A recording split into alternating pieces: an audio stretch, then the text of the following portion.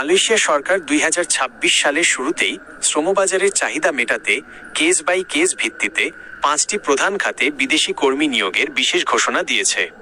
মালয়েশিয়ার স্বরাষ্ট্র মন্ত্রণালয় KDN গত 16 জানুয়ারি 2026 তারিখে এক বিজ্ঞপ্তির মাধ্যমে এই নতুন নীতিমালা ও আবেদনের সময়সীমা স্পষ্ট করেছে। নিয়োগ সংক্রান্ত বিস্তারিত তথ্য নিচে তুলে ধরা হলো। আবেদনের সময়সীমা শুরু 19 জানুয়ারি 2026, শেষ 31 মার্চ 2026।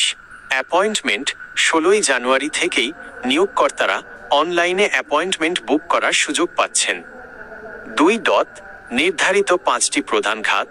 মালয়েশিয়া সরকার যে 5টি খাতে কর্মী নিয়োগের অনুমতি দিয়েছে সেগুলো হলো সেবা খাত সার্ভিসেস, এর মধ্যে রয়েছে পাইকারি ও খুচরা ব্যবসা, restaurant, cleaning service, security guard, laundry, cargo handling এবং ল্যান্ড ওয়্যারহাউস।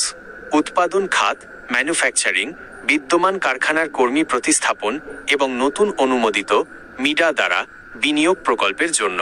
নির্মাণ খাত কনস্ট্রাকশন, শুধুমাত্র সরকারি বা জাতীয় গুরুত্বসম্পন্ন প্রকল্পের জন্য কর্মী নেওয়া হবে। কৃষি ও বাগান এগ্রিকালচার এবং প্ল্যান্টেশন, শস্য চাষ, মৎস্য চাষ, গবাদি পশুপালন এবং সব ধরনের প্ল্যান্টেশন। খনি মাইনিং, খনিজ ও পাথর উত্তোলন খাত। 3. গুরুত্বপূর্ণ কিছু শর্ত ও পরিবর্তন।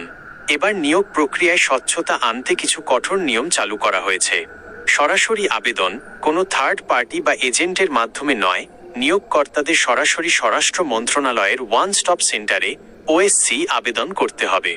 চেকআউট মেমো কর্মী প্রতিস্থাপনের ক্ষেত্রে আগের কর্মীর মালয়েশিয়া ত্যাগের বৈধ প্রমাণপত্র চেকআউট মেমো জমা দেওয়া বাধ্যতামূলক। বেতন ও মেয়াদের নতুন নীতিমালা 1 জুন 2026 থেকে উচ্চ দক্ষতা সম্পন্ন কর্মীদের জন্য নতুন বেতন কাঠামো এবং 5 থেকে 10 বছর পর্যন্ত কর্মপাশের মেয়াদের নিয়ম কার্যকর হতে যাচ্ছে।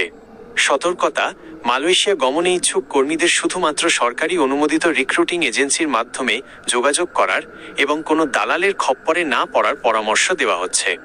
আপনি কি এই খাতগুলোর মধ্যে কোনো নির্দিষ্ট কাজের যোগ্যতা বা আবেদন প্রক্রিয়া সম্পর্কে আরও জানতে চান?